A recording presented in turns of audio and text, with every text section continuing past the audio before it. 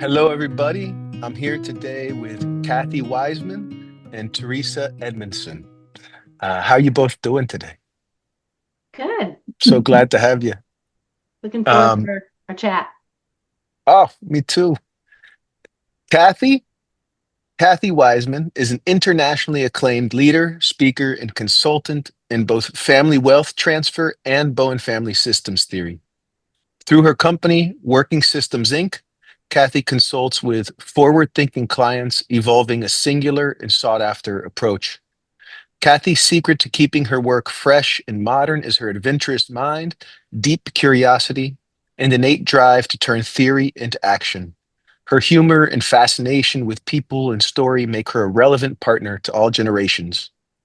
She has worked with financial institutions and family offices to develop tools, experiences, and curricula. She equips advisors and their clients to uncover hidden solutions as they respond more thoughtfully and less reactively to family relationship challenges in the wealth transfer process. And Teresa Edmondson is the founder and owner of Edmondson Consulting Group, is an international business and family systems consultant. She is a dynamic speaker and coaches leaders and teams at the highest levels in Fortune 100 companies. Teresa guides smart, opinionated leaders around the world to do their best thinking during times of high stress and change. Her magic is seeing the potential of the moment and then engaging with families and leaders in ways that unlock their thinking, neutralize the turmoil, and set in motion a natural sequence of powerful shifts. She creates a climate that inspires individuals to see a better path forward and to find within themselves what is necessary to meet the moment. It's so great to have you both here. I'm excited to hear what you guys have to say today. Um, to start off, so tell me, uh, Kathy, what is it that you do? What does it mean to be a consultant to family wealth? Um, well, first, let me say thank you for that introduction. I kind of blinked my eyes at it.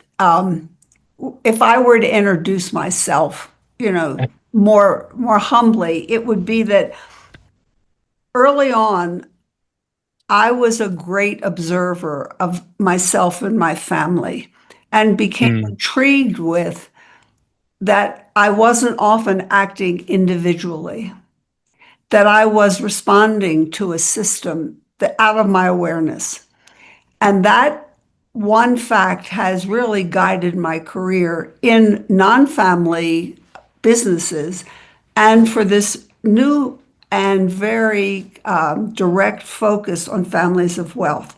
It's how do families use the resources they've been given to move to the future and to maximize the ability of each person to be the best person they can be. So my original curiosity has increased, in fact. And how does wealth, excess resources, change the system and change the way people respond? And I think parents are aware of this and want to prepare their next generation thoughtfully. Money mm, can be a real asset and can be a real drawback. And the opportunities are enormous. So that's what's intrigued me. And I am lucky that I keep learning about this process of resources, resource management, and family systems. mm. So I think that's a more humble explanation of who I am. I mean, I was listening, I think, who is that person? What is he talking about? We have a great PR person. Yes. I mean, I got to go back and look at that. Really. And what about you, Teresa? Yeah. So I think one of the Kathy and I go back years and years, and I think it's our mutual interest and curiosity around Bowen theory specifically. I'm trained as a licensed professional counselor. But it wasn't until I got exposed to Bowen theory that I really began to see the potential for really helping people change. And I always struggled with the value proposition of therapy. People could go to therapy, every week for years and years and years and still be kind of struggling with some of the same things. And the thing that attracted me, and Kathy has spoken a little bit to this, is this idea of thinking beyond ourselves and thinking systemically, right? Looking at the bigger picture. And I do that a lot with my work with businesses and teams. I found that it was extraordinarily useful for two reasons. One is understanding that I'm just one part of a system I'm working with allows me to be a little bit more separate, and therefore it allows me to be a little bit more useful to the groups that I consult with. But the other value of thinking systems is that it's never just the presenting issue. It's always bigger than that. And if you can pull back and think about it in that way, you see more options, you see more potential. And then to give our audience context here, one of the things that Kathy and I began doing a couple of years ago was thinking about how, one, just this idea of how emotionally loaded money can be in families. And I was thinking this morning, Kathy, about the idea, I think sometimes money is the way that some of these emotional processes in families and in organizations too, how it actually kind of gets expressed. The money ends up being the way it gets operationalized. And so we kind of began an informal collaboration that became a more formal collaboration called the Family Portfolio, specifically around this idea of how families manage money. So I kind of dance in both of those worlds, but what Kathy and I have been thinking about is a lot of families of wealth have financial portfolios, but what would it be like to have a family portfolio? In other words, to understand the whole system, all of the messiness that comes with families, and if they had a way to think about this idea of money in a way that wasn't just reactivating old and maybe processes that were not serving the family, what an incredible service that might be. So that's kind of been our curiosity over the last couple of years, and it's really, I think it's just been a fascinating journey. So helping families with the relationship side of wealth management, the human side, I think, Exactly. Yeah. Well, let's so a family finds you guys, they come in. What type of problems are they usually bringing? What's the challenge that they're facing? Kathy, you want to go first? Yeah. Let me give you a bigger picture. If you think Please. about families always evolving from the marriage to children to school to them leaving, families are always in the process of evolving. And they have a number of decisions to make as they evolve, and they have a number of responses to the environment. Increased wealth, loss of wealth, one child needing more, one child needing less, a cousin who needs help with a medical problem. So as a family evolves over time, they have decisions to make.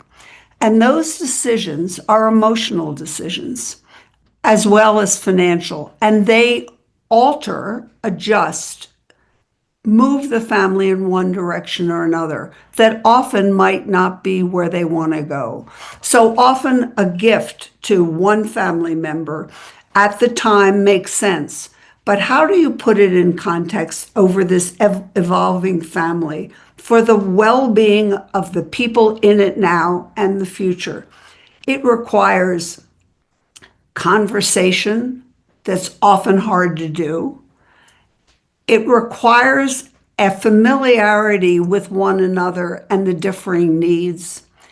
It requires a systems view of the family as it has been, is now, and will be. So there are considerations that go into any decision. A family can make any decision, But if you can think about the system in which it's being made, you can set it up for success. So I've been working with a family for almost 20 years, 4 adult children, for adult offspring. And they are now, the father is now turning over the management of the assets. They have worked together, talked about gifting, talked about philanthropy. They know one another, so they're not in a trigger reaction when somebody wants to give money this way or they want more distributions. There's a familiarity and there's a set of individual guidelines that help them make decisions on this evolutionary track. So you think about it, things come up. You've got one child needs more money for medical. All the questions. What do you do about a cousin who's facing a critical illness and doesn't have money for care? How do you talk about it? How do you think about it? How do you put it into a process that the family understands what it stands for and what it's doing, whether they provide the money or not? And it is this family portfolio is a way to look at the family assets and what it needs as opposed to the financial assets. And it is a really exciting process to engage in. And, our culture doesn't find it easy to talk about money and differing needs. And what we're trying to do is make it a part. These are assets in the family. How do you talk about that comfortably or move toward more comfortability? So that's, I think, a way to describe it. And, I think about my own family and the differing needs and how do we talk about it? And the tendency is not to talk about it. And it can cause enormous problems and disruptions in families. So Teresa and I are working to find a way to talk about it for the benefit of the long-term family.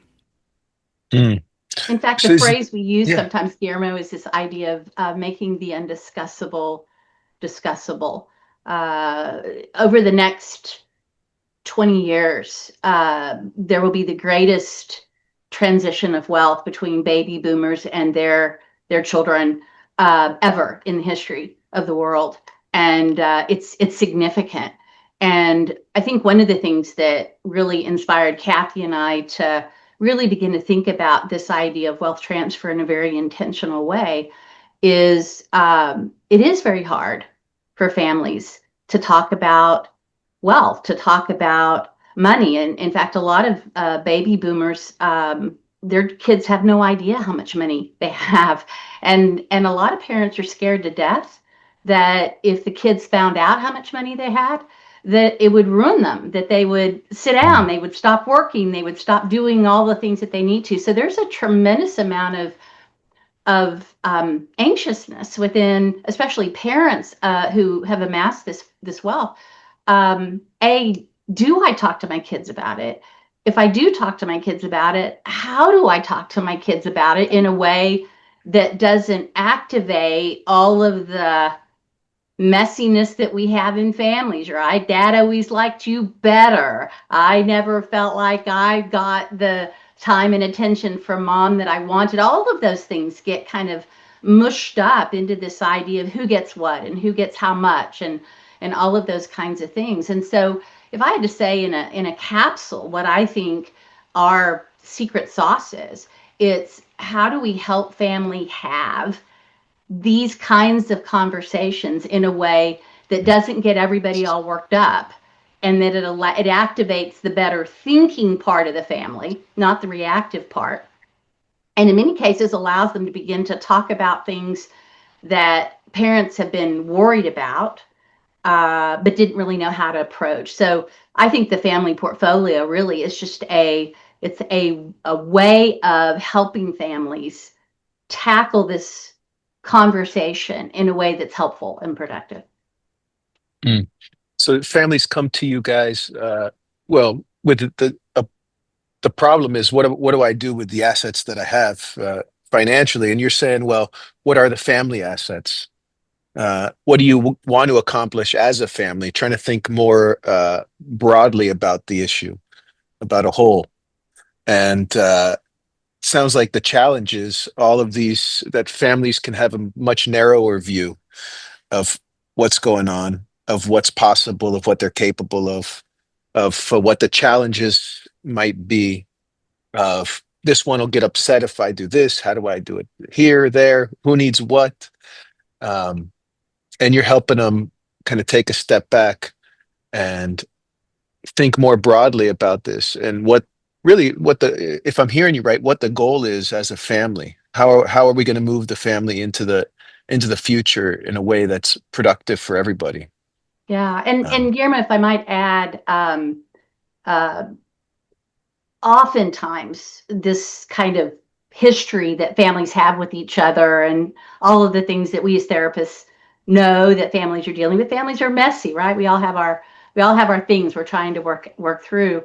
But I think the other thing that's really significant about the systems approach and just this idea of helping families be thoughtful about this and tackle it in ways that are helpful rather than destructive to the family is unlike therapy, right? A lot of families have got members who've been in therapy for a while or they wish they were in therapy, but this isn't. I think one of the things that's important to differentiate is this isn't therapy. mm, It is, and in fact, in many cases, Kathy and I both could share stories about this. I think one of the real keys to helping families discuss these kinds of things is really helping to highlight and to help the families draw on the strengths that they have within them.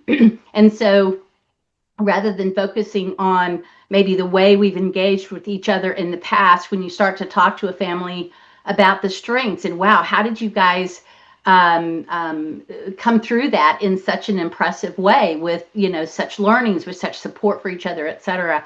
And so for many families, I think rather than seeing themselves maybe as oh, we don't want to talk about that, or we don't want to talk about that person, they begin to look forward to it because it is a way of rather than looking at the system as being defective, mm. you help the system see the way in which all of these things come together in a way that have been strengths and opportunities for the family. So it can be very, very fulfilling for families to participate in it that way. Yeah, kind of helping people see opportunities rather than obstacles to everything. Um, Kathy, Teresa, so you got a family. They're in the middle of this. They're in the mire. They don't see the bigger picture.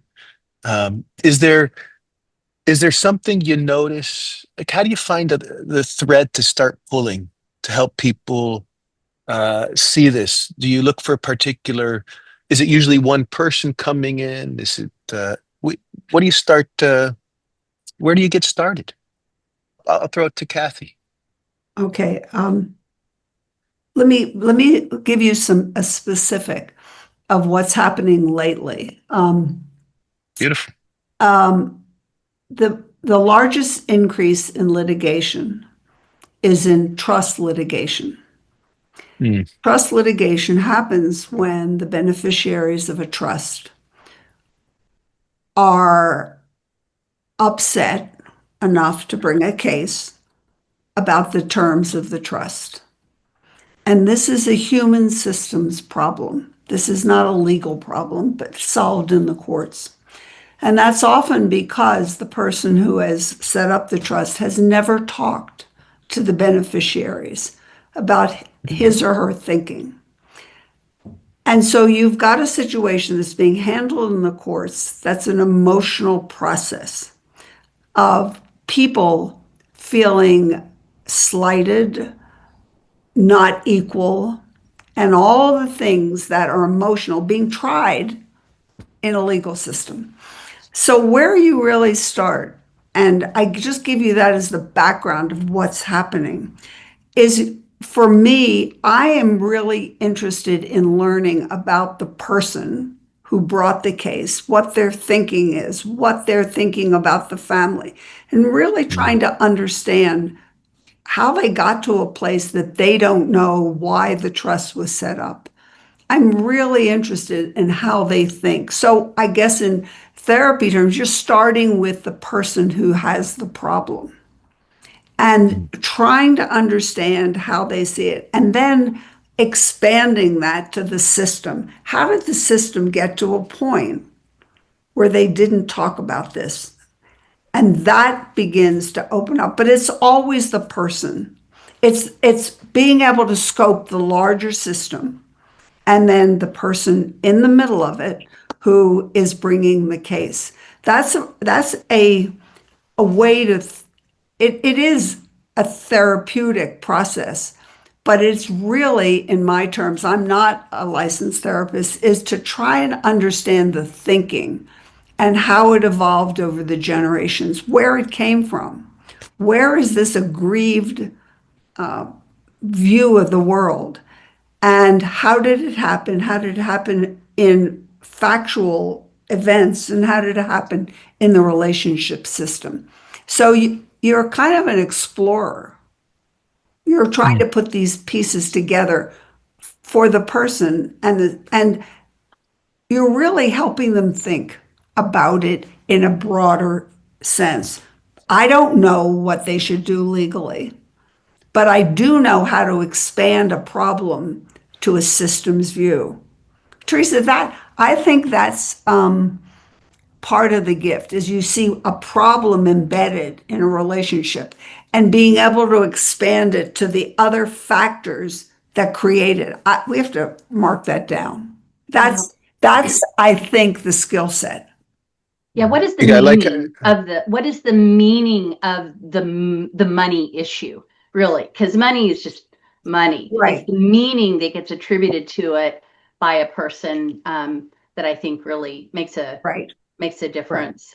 And when you talk about, Guillermo, the thread of working with a client, I think there are a couple of things that are important that inform how certainly I think about it. I think Kathy shares a similar sensibility around it, is that we don't think we know the answer, but we have lots of really great questions. And so it's a very honoring process because we're not coming into it thinking that we know where the end needs to be or what the outcome needs to be. In fact, what we find is when we work with families, they come up with way more creative and innovative solutions than we ever would.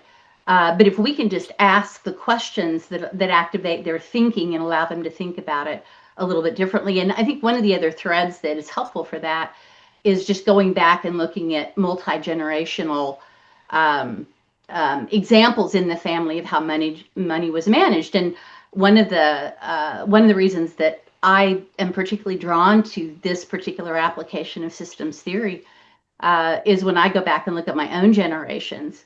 I have an aunt and a great aunt and uncle that when the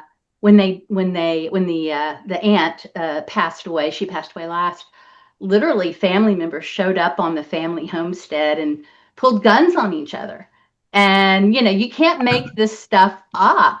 And so when I go back into my generational history or knowing about money, it's very literally loaded. So how do how do you understand that in terms of I haven't come to blows with my brother, but when my mom passed away, that knowledge allowed me to respond to her estate in a way that prevented there from being cutoffs between my two brothers. And I won't go into more detail than that, but it makes a difference. And I think at the core of it, the biggest reason why I think this work is so important is how this wealth transfer gets handled will make a difference, whether family members go off on their own and there's hurt and there's upset and people might not ever talk to each other again, versus this event is used as a way to bring the family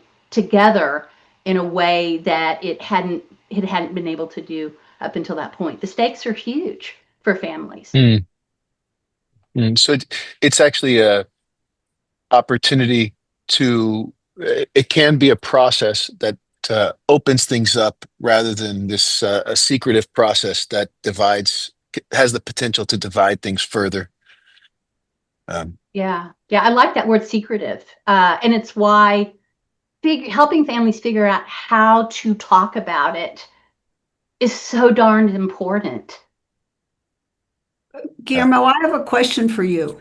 Okay. sure, sure. Um, can your family, I don't know your family, but your siblings or your parents, could they easily talk about money differences, where it's going, how it's used? Shame on somebody who spent a lot of money on a frivolous thing. Was it an easily discussable? I think it's gotten easier. We gotten better about it as a family over time. Yeah. And how did that happen?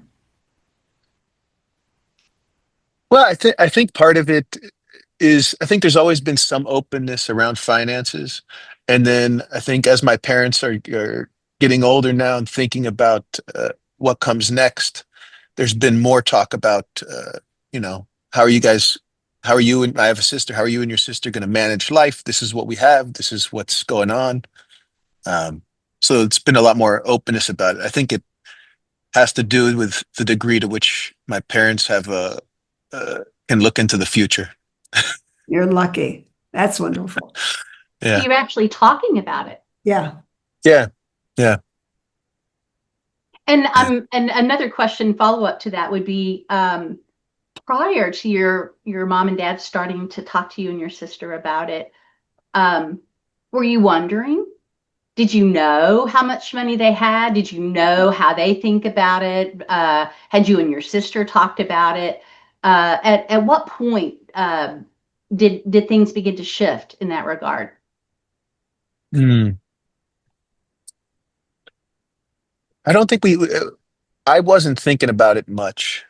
I think I was happy to be just participating in the family the way I was. um, I think as I've gotten, as I've taken on more responsibility, I've gotten, I got married, uh, and trying to build a life.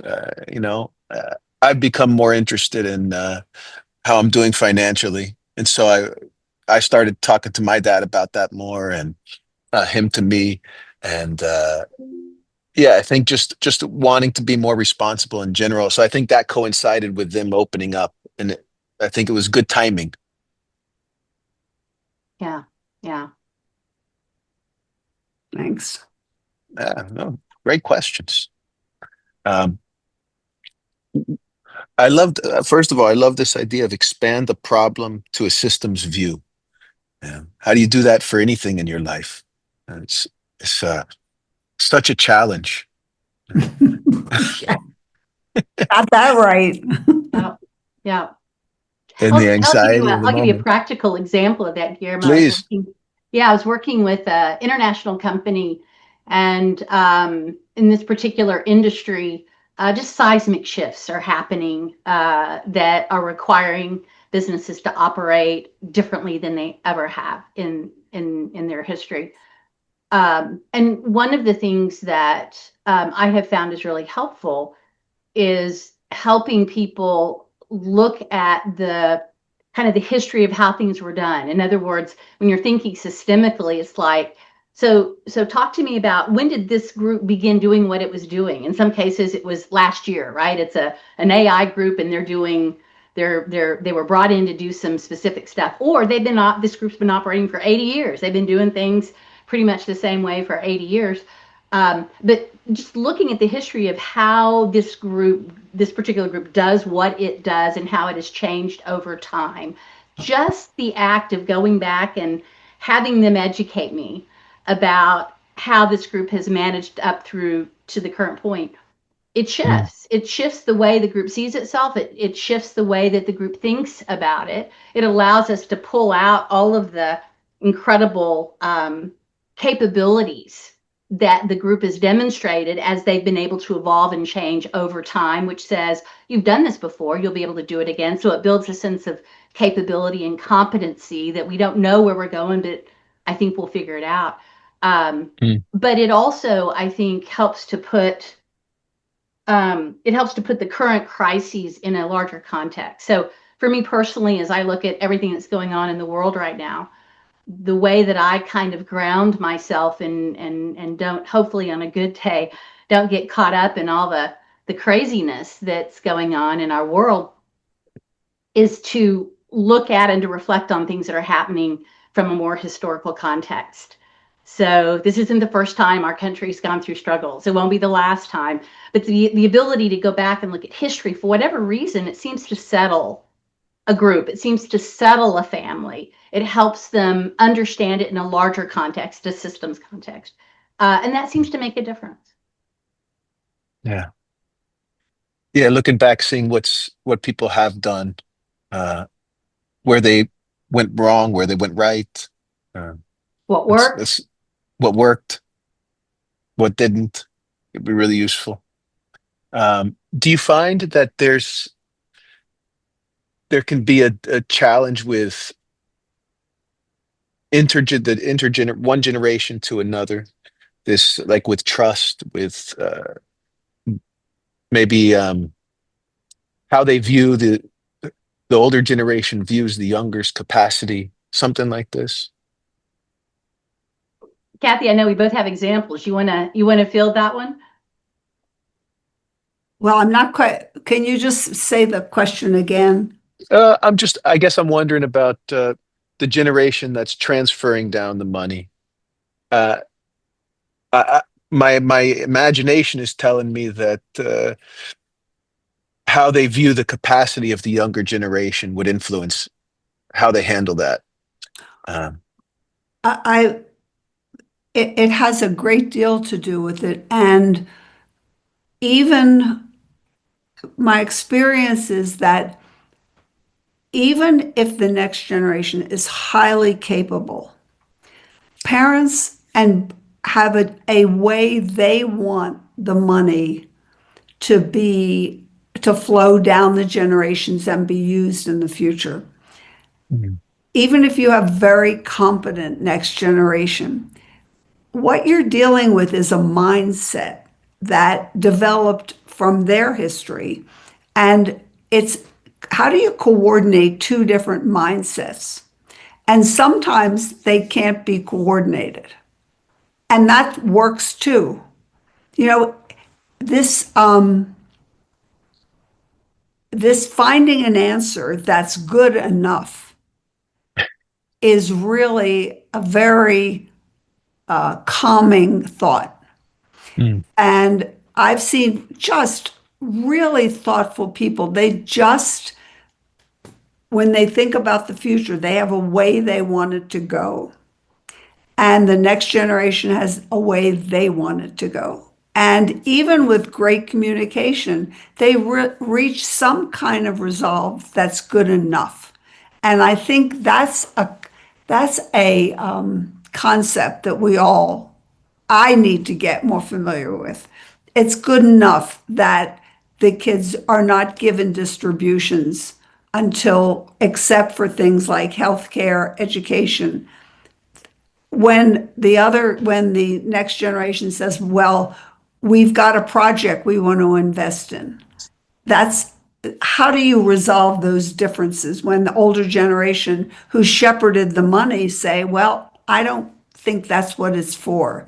So after conversation, I'm really a fan of good enough. You know, that is one of my mantras. This is good I enough. like I like that. Sometimes you can't make everybody happy. And I think articulating the difference and the differences of opinion is what's important so that there's nothing under the table. This is where we've reached. Mm, And from an yeah. evolution point of view, it's a huge advantage, Yeah. right? So when the younger generation sees it differently, there's incredible opportunity within that as well. So helping families see that rather than thinking, oh my God, we've got the older generation conflicting with the younger generation. When just the way that you talk about it and the way you ask questions around it helps them see, wow, this is an incredible asset. This is, great diversity, and that's probably one of the reasons our family has done so well. So it's really fun to participate in that. I love it. Do you think have you guys seen? I'm sure you have. That can this process kind of solidify, um, push into the future like unhelpful patterns in a family, and it does it also have the potential to shift those to some degree? Yeah, I would say absolutely. I'm thinking about a family that I've worked with, and in this particular family, the father was the wealth generator. The mom stayed at home and really wasn't very versed on financial investments and those kinds of things. She just kind of spent how she wanted to spend, and the dad, did whatever he had to do to be able to fund that lifestyle. And they actually probably didn't talk a lot about that, would be my sense from working with the family. And so here dad passes away, and mom is now kind of the matriarch of the family, and she really doesn't have a clue what to, and there's a business, there's real estate assets. Mm. She's kind of been focused on, taking her grandchildren shopping and those kinds of things. And that's created some interesting dynamics in terms of how the grandkids perceive her, how they perceive money, etc.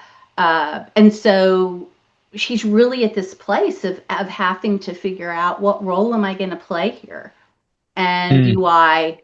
do I just keep doing what I've always done, business as usual, or do I take on the challenge of perhaps learning a little bit more and doing something differently here?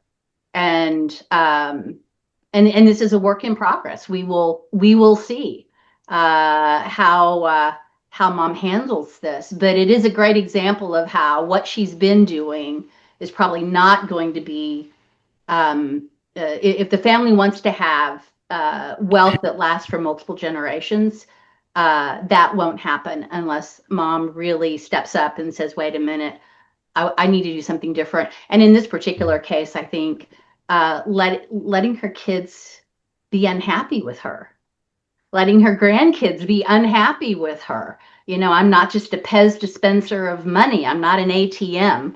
And being okay with that for the larger good, for the bigger picture. So that's a work in progress. We'll see how that one comes out. But it is a shift if she chooses to make it.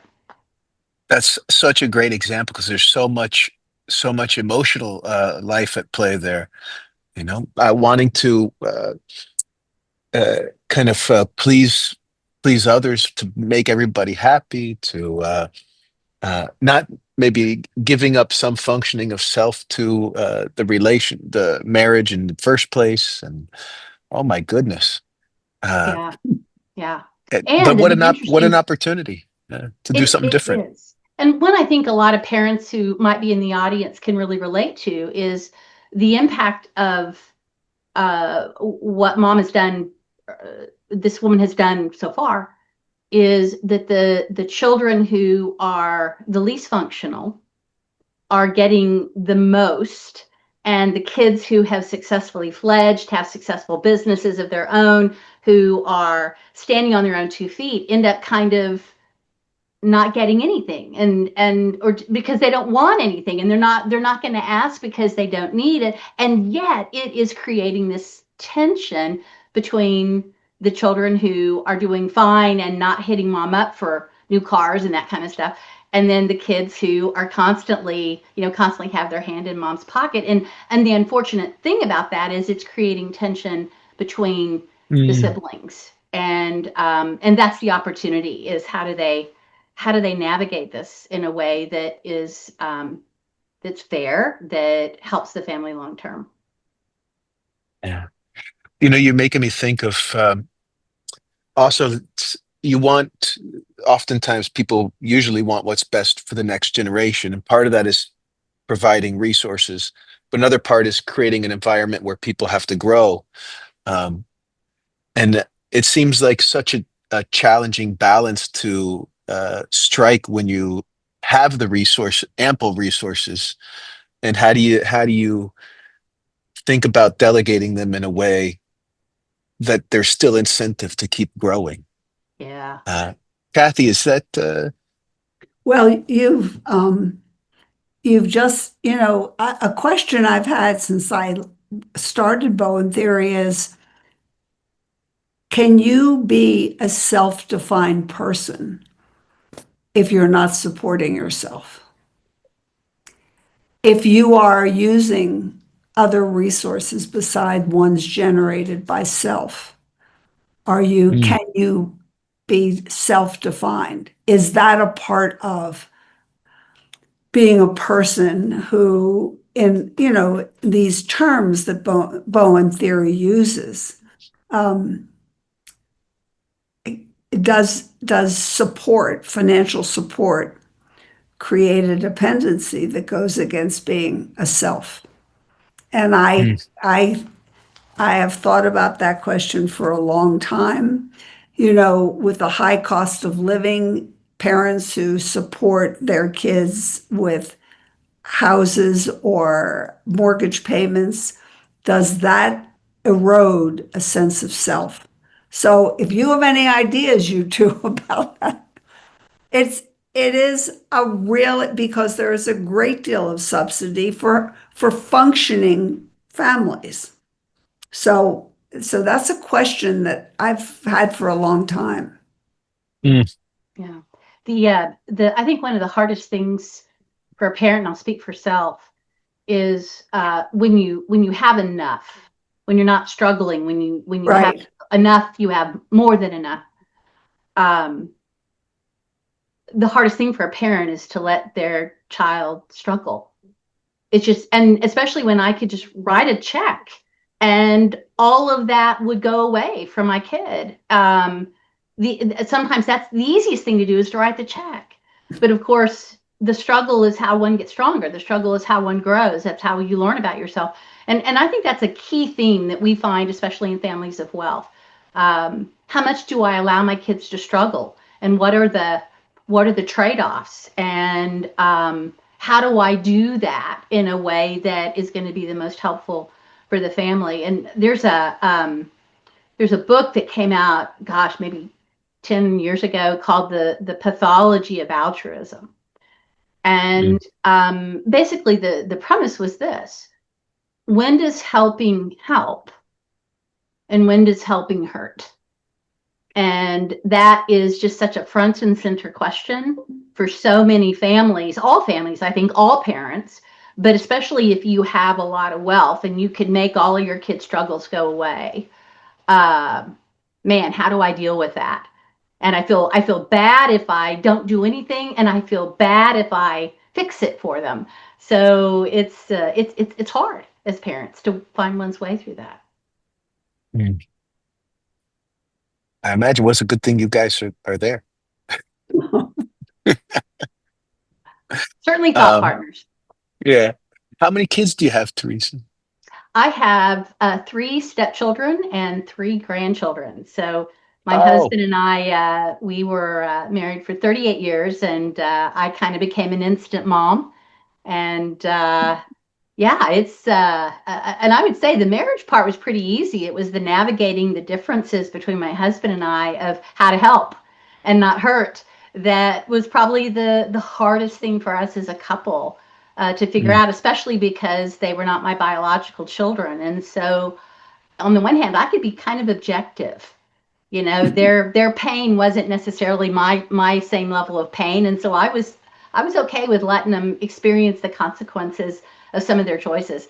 Much harder for my husband. And so, if I'd say probably any of the hard fights in our relationship was around this very topic. Again, it's why it's one that's very close to home for me. How Mm, do you help without hurting? Which is what all of us, I think, as parents want to do.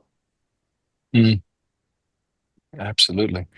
And Kathy, did you have I have I have three adult kids and five grandchildren, and um, talking about money, which we did, which was not conversation in my family of origin, is talked about a great deal, Mm, maybe even too much.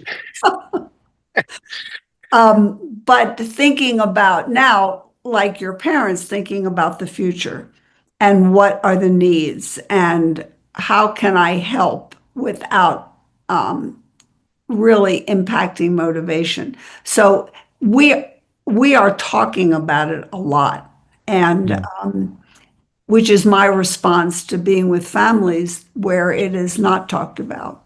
So we're getting somewhere, but it's been a multi-year process. And to explain to my kids what my resources are and kind of what the future will look like. And but for me, being able to talk about it takes some of the sting out of the decisions that will be made. So it is so hard when you've been brought up where money was never discussed. mm, How you spent it, why you spent it, when you got into trouble, what you did, how you could get into trouble. So it's been a challenge that I've taken my work or I my the two work and family have blended for me. mm. What is it about opening a conversation, opening community, having an open line that brings that is useful? That's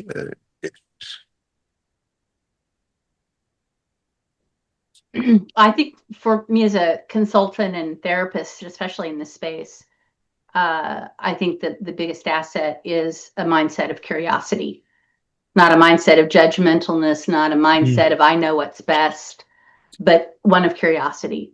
I really want to understand how my kids are thinking about money, how they're thinking about what they feel is owed to them, how they value it, what they think about in terms of how they manage their own money, where they feel like they've done well, where they feel like they've made choices that maybe weren't in their best interest.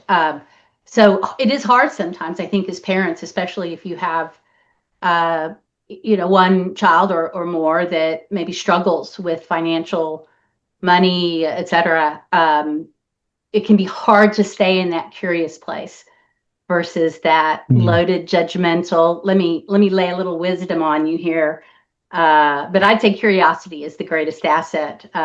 Kathy, you might see it differently, but that's been No, true for no. me in the work I do. I go back to Guillermo to the kind of four um, purposes of a family over time. And one Mm, is to extract and manage resources from the environment to support life currently and in the future. And that means managing resources. And in order to do that well through the generations, you have to know what is what. I grew up in a family, my father was an attorney, my mother a homemaker. There was no discussion of money, how we earned it. Well, we knew he was a lawyer, how we invested it, what was important to him, what he wouldn't spend on. Those are important discussions that we never had. So he kind of didn't use that one of the four qualities of a family to educate us. And so when mm, he died, there was a number of challenges that faced the four of us. There were four girls that would have been gone if he had talked to us about it. mm, It was a mm, real it was a real explosion. He left us with a trustee who we didn't like, two trustees that the four of us didn't like. And so after the grief of the death, we had to deal with these two men who we didn't believe in, who were probably just fine, Mhm. just okay. They would have been, but we had to, it was a diversion of emotionality. That's what happened to us. Mm. It's costly and time consuming. Yeah. Kathy, your comment also, I think, speaks to one of the things that we often hear from financial advisors and estate attorneys who we often will work with. Those are Right. oftentimes folks who will refer families to us because they're struggling with not the money so much as the family, how are we going to manage all of this? But the idea that oftentimes what happens is, in Kathy's example is a good one, is that when a patriarch or matriarch dies and the money shifts to the next generation, oftentimes, I don't know what the number is, Kathy, maybe 80% of the time, that may be a little high, I'm not remembering, that the next generation will basically change financial advisors. They will change who's managing the money. And so, and part of the reason for that is that the generation, the mom or the dad, they are the ones who built the relationship with that trustee or with that attorney or with that financial advisor. But if they're not talking about money, if the kids are not being brought in, they're not developing a relationship with those people. And so they don't Mm. trust, they don't know, they don't understand. And those people could be an incredible asset to the family because they did have conversations with mom and dad. They do know what was important to mom and dad. That's why mom and dad set it up this way. That's an extraordinary resource. And if you build the relationship while mom and dad are still alive, then the odds are better that the family can then see them as a resource and pull on that. Mm. Yeah, the closeness, the not talking, uh, increases like the tension, the anxiety, the um, rigidness in a lot of ways. That's interesting. And the openness, it there's less uncertainty if we're talking about it. It's beautiful. Um, how did you guys get, Kathy? How did you get into this working with businesses and organizations and wealth management? And what was your kind of path? Um, Or did you just appear in it? yeah, just like a genie. No, um, I I first met Dr. Bowen when he counseled my brother-in-law, who was a psychiatrist, in a problem. This is a quick thing. And my brother-in-law stopped seeing him, but I read an article in People magazine that featured Dr. Bowen. And there was something in the way he was described. And then I subsequently mentioned it to my brother-in-law, and he said, well, I can make a referral to you to Dr. Bowen. At the time, I was married and very much in love with what I thought was a lawyer, not a family business member. And over that period of time, my husband joined his family business. And that set off enormous tension in the marriage. So for a number of years, I coached with Dr. Bowen, as did my husband. And it was the story of this marriage, this family, and this business. Mm. And I knew that this was going to be a resource to family businesses. So all of a sudden, I started getting referrals from family businesses. And then I joined the Family Firm Institute, which was started about the same time, which was focused on family business. And it has grown exponentially. It's headquartered in Boston. And I was the president. I was like the fourth president of this international organization focused on family business. So it was a personal trajectory. Mm. But Dr. Bowen made sense to me in ways that other therapies did not. And I have a number of interviews with him that I've transcribed about family business. So I was very lucky that my problems in my marriage coincided with his time to be able to see me. And then that kind of morphed into a focus on family business and unrelated businesses, which I do think Bowen Theory has a great deal to offer. Mm. What, Great. yeah, would part of that be this systems way of thinking, seeing like the family as the emotional unit, the organization as kind of an emotional Emotional. unit? Absolutely. Mhm. And And with family business, they get intermingled and they get convoluted in ways that it's sometimes hard for families to tease apart, yeah, especially with in-laws who are working in a company, and then divorces happen and remarriages. There's a lot. Yeah. I saw something online the other day where the guy was like, "Why are you giving me all this work?" And the boss was like, "Well, I had to hire my brother-in-law. What else am I supposed to do?" well, it's a fascinating area and of intrigue of emotional process with the business was a product to deliver. It's fascinating to me. Yeah. Mm. And it is a unique space. I would agree with Kathy. And for me, I kind of came into it serendipitously. A client reached out to me for some executive coaching. Mm. They had a small family business. But what you mentioned, Guillermo, one of the dynamics you have in a family business that you don't have, let's say, in a large corporate entity, is you've got the brother-in-law who, thinks that a good day of work is on the golf course. And then you've got people who are hired employees who then feel like they're having to pick up the slack. And so you get resentments, and you can't fire family members. You can fire people who aren't part of the family. And so it just gets really, really nuanced. And what do you do if a family member isn't working out? And if you fire one of them, what happens then? And there's just a lot to think about, which I think normal organizations that are not family businesses, they don't have to. Mm. They don't have to deal with those things. It's a different type of intensity. Absolutely. And the stakes are really high. We're talking about my family here. Yeah. If you fire your brother-in-law, you might get divorced.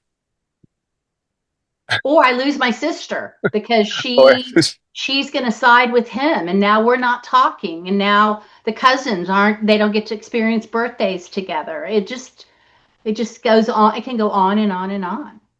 Mm. And have you found that people have the potential to loosen up in this? I love that phrase, Guillermo. We talk about that a lot. Is tight athletes don't perform well. They make mistakes. They're not at their best. And when they can be loose and present and accounted for, everybody does better. And so one of the conversations Kathy and I often have is, okay, with this particular family, some families actually need to tighten up a little bit. They're not. They need to be more focused. They need to be having conversations. They're too loosey goosey. We need to start having conversations about money.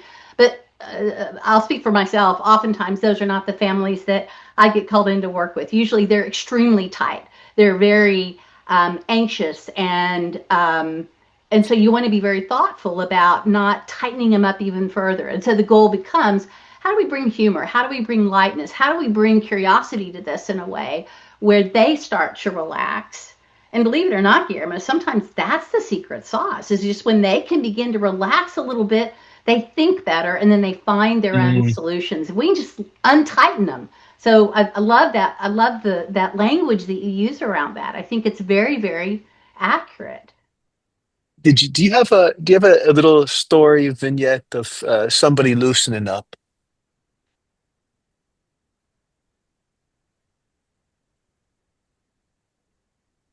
So I'll give one while Kathy is thinking. It's a fairly current one. A family I'm working with, the the son who actually is heading up the family business after dad passed away, and he was getting remarried, Ooh. And so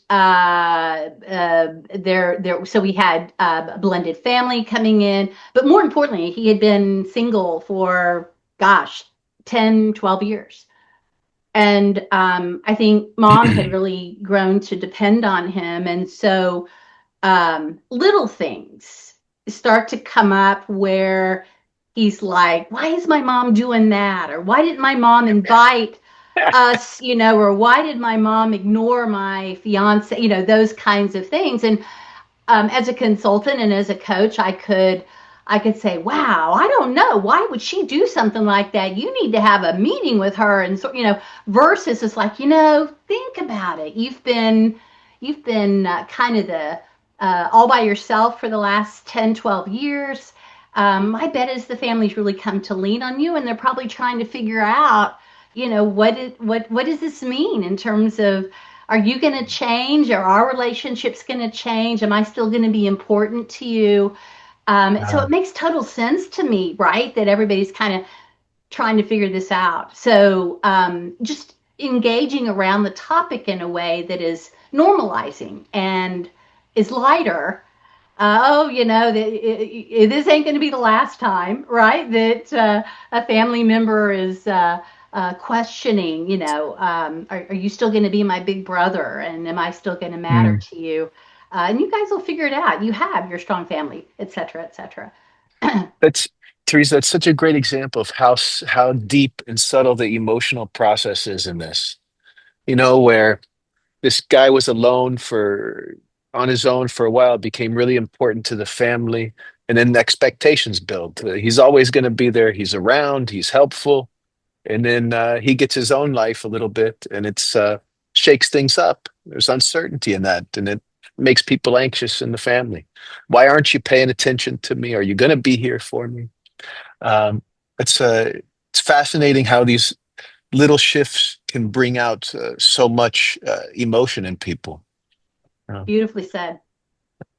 anyway, I see it with couples all the time. Even with my students in class. So it's really interesting. Kathy, do you have a story? How many stories do you have?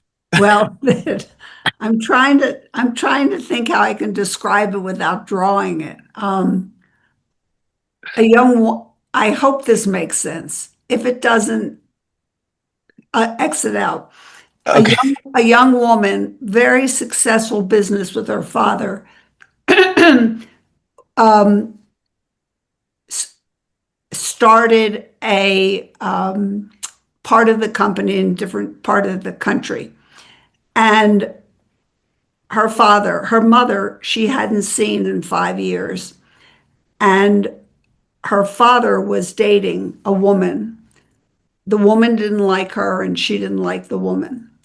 And the father and she kept getting in tighter and tighter fights, disagreements that centered around the business. So you had the girlfriend, the father, and the absent mother. I think when this young woman who was really doing a good job, but in so much conflict with her dad, started reaching out to her mother and to her father's girlfriend to just get to know them, the tension with the father relaxed. Now, how do you explain that? How do you explain that the owner of a company and his daughter would be able to talk more thoughtfully, quieter, because she went back and talked to her mom? I mean, this was the beginning steps, and also went to the father's girlfriend, who Mm. she despised, to spend some time with her. How do you explain that to anybody about systems? How that frees up your mind to get along and frees up the system.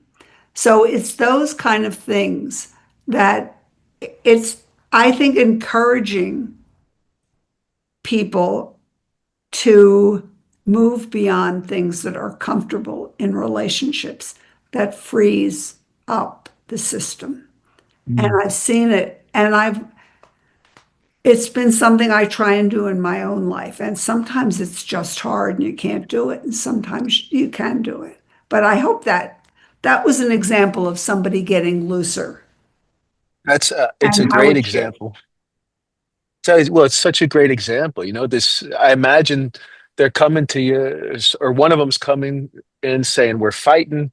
We can't agree on business things." And you're saying, and you're, as you open up, suggesting, well, reach out to your mom. Well, what the hell does that have to do with? And I really resist. I've never met the dad. Mm, So the idea might have been to have the father and son come together, a father and daughter come together and resolve their difference. But somehow this was in the relationship system with that mm, mother and that girlfriend. So,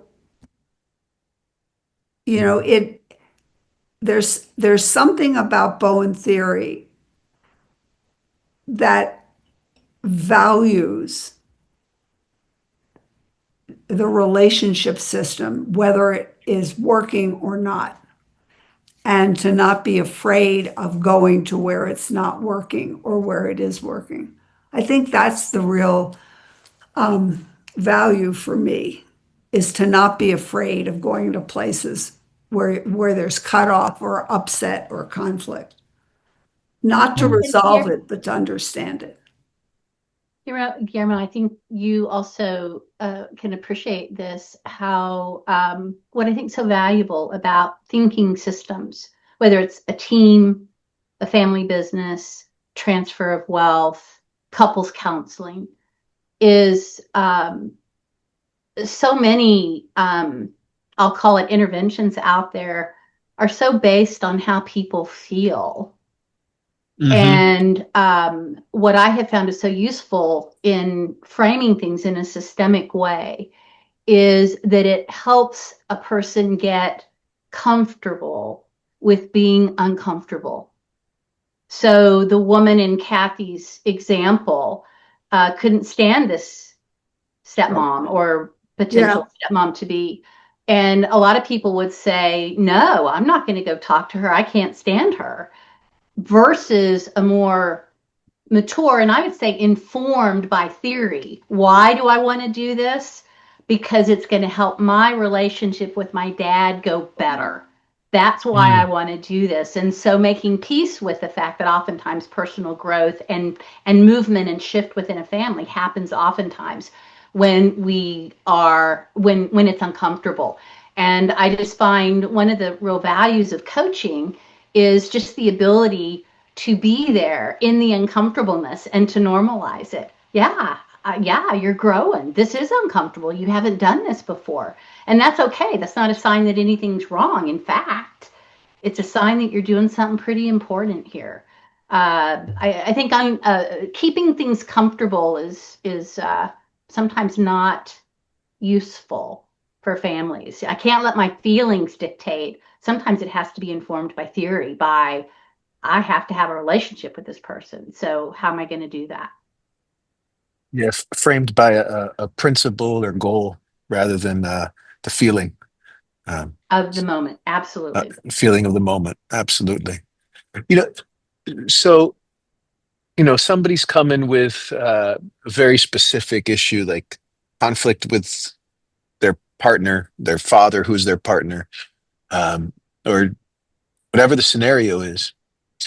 How are you guys? It sounds like you have something in your head that's helping you not get caught up in their anxiety about what this problem is, their narrow view of it. Uh, and we've been using the word Bowen theory. Bowen theory is for everybody listening, is a way to think about individuals more broadly. It sees the family as the emotional unit rather than just the individual. It's people in context. Um, is this is this what you're keeping in your head? You keeping is theory what helps you not get caught up in it? And what if not that, what else helps you? Go, Kathy. You worked with Bo, and I wanted to start with you. Um,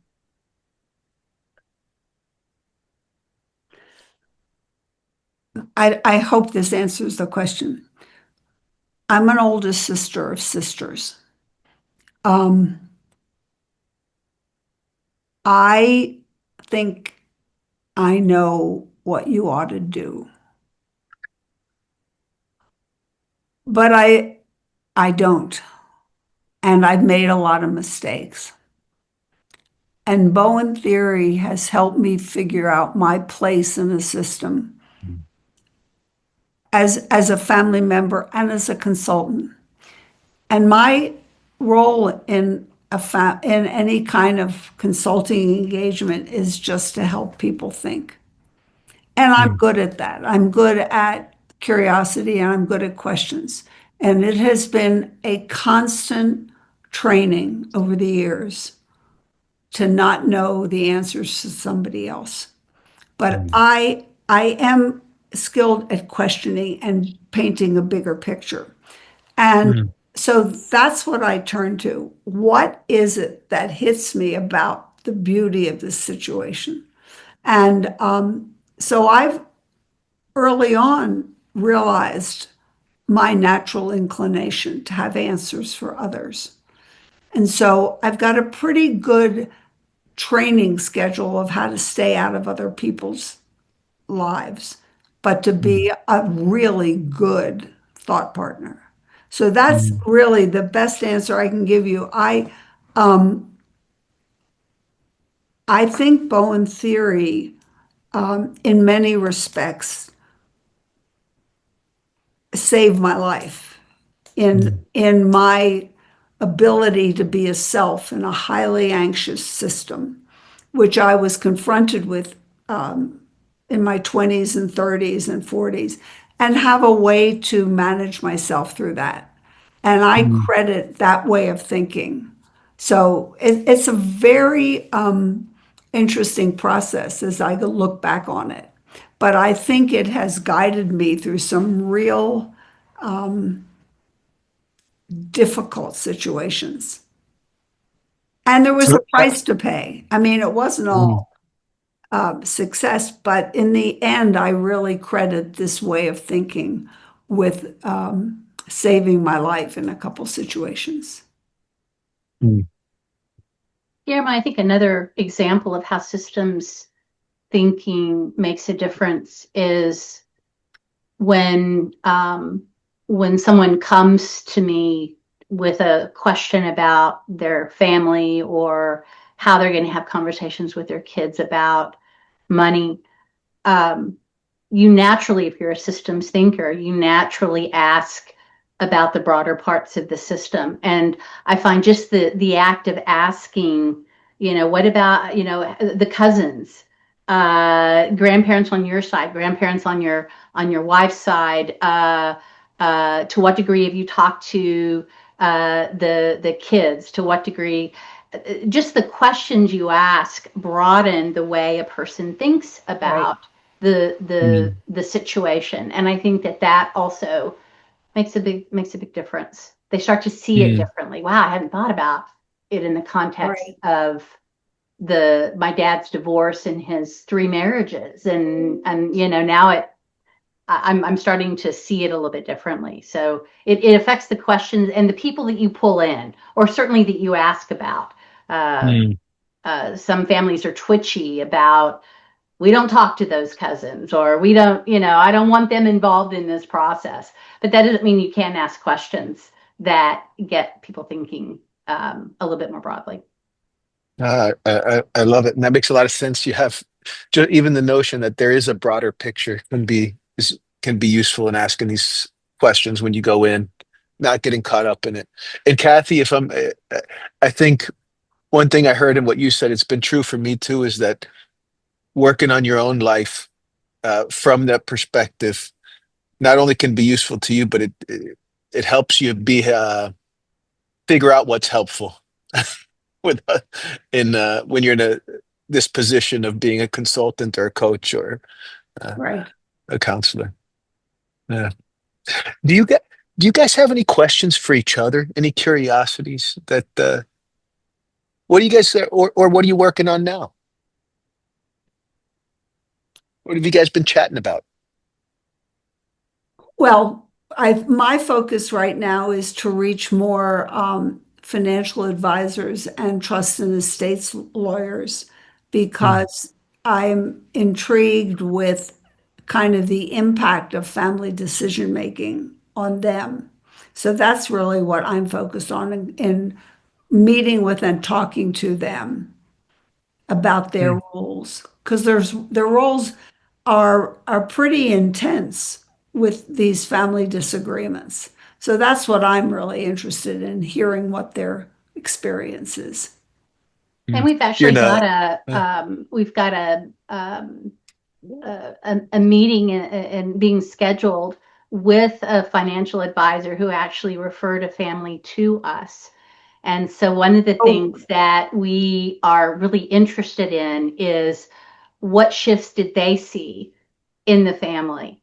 mm, What was their experience as a financial advisor in bringing us in? And were there learnings? Are there things that they would do differently? Are there things that we would do differently as we worked with the family?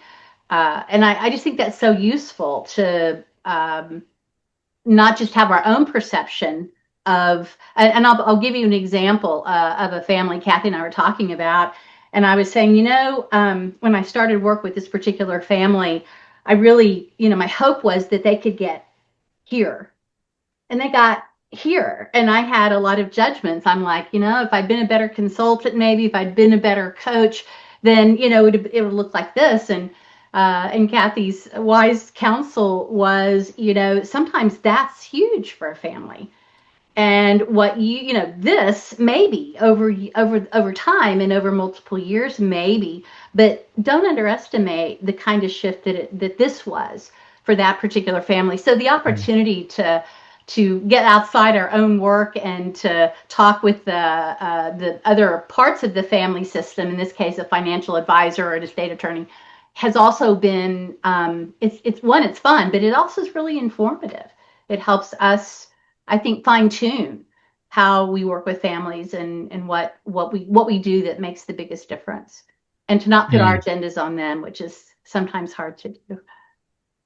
I hear you. What's your sense of what's raised the anxiety lately? That families seem to be turning more toward, uh, I guess, um, fighting with each other through the legal system. Yeah. What's your sense of what's contributed to it?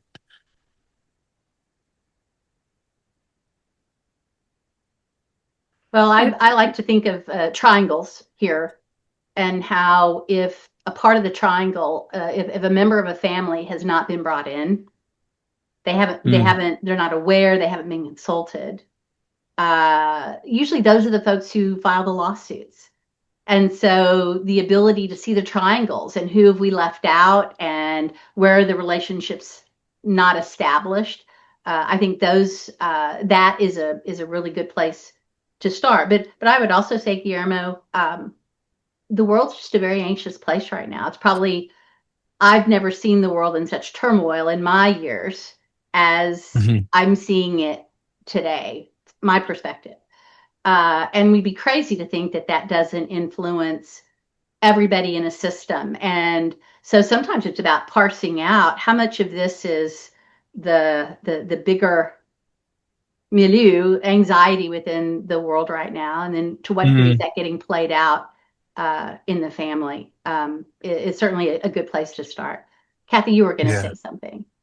Yeah. um, I think speaking to what Teresa said, the level of frustration and not and being frustrated on so many fronts.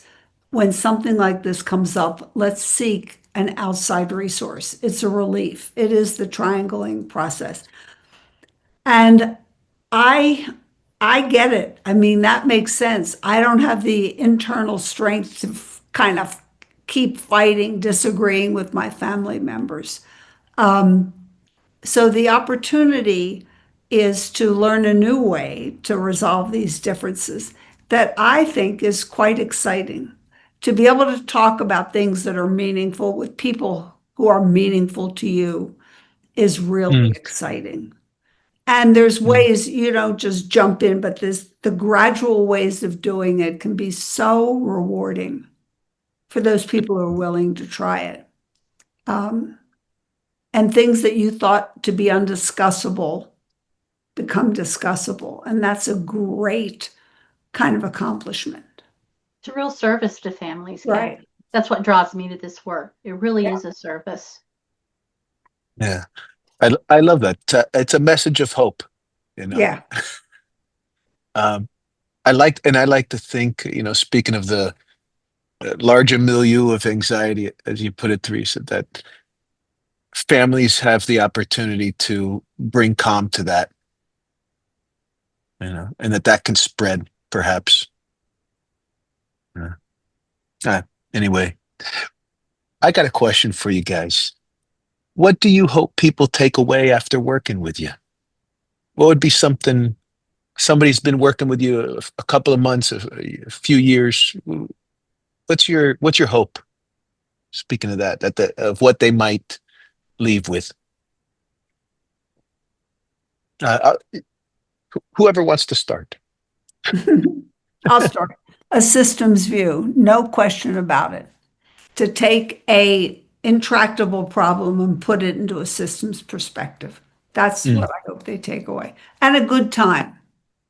I'm for a I good time. love it. Yeah, a Wonderful. sense of a sense of looseness and a sense of confidence. We got this. We wouldn't have gotten here without a lot of positive attributes in this family. And we may, we have our things and we're not a perfect family, but by gosh, we have a lot of attributes that helped us get here and a sense of looseness. And we'll figure this one out.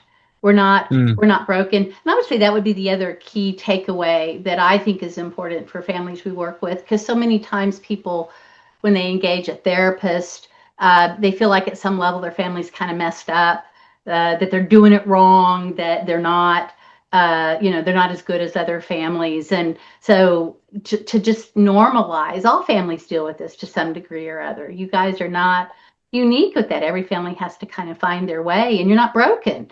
You're just in the mm, process of kind of figuring out how to do this, and do we want to make some pivots along the way, and just knowing we're not screwed up as a family. When you send the message, you guys got this, and you've got a lot of strengths in the family that helped you get this far, and let's tap into those. I think that also settles a family, and it makes them looser, less twitchy about things that people say, and then they begin to find their own way with things. mm. Beautiful. Kathy, do you have a last thought, Kathy?